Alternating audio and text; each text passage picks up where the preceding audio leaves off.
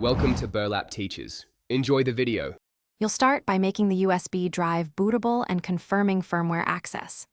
Plug in a 8 GB or larger USB and create the installation media with Rufus or the Windows Media Creation tool so the Surface can read it. Once done, shut down the Surface completely.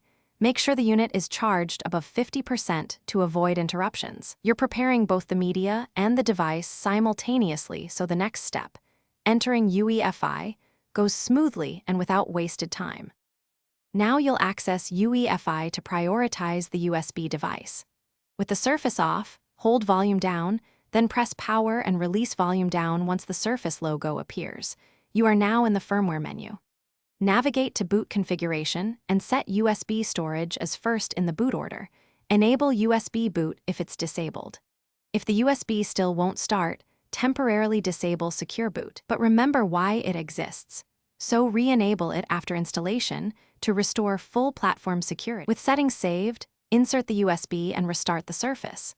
Press and release volume down during power-up if needed to trigger USB boot. You'll see the installer. Follow prompts to install or repair, and take care when choosing partitions. Delete only what you intend to replace.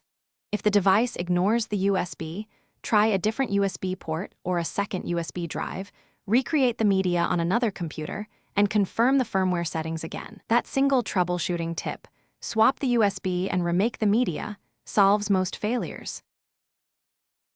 Thanks for watching. Consider subscribing if this video helped you.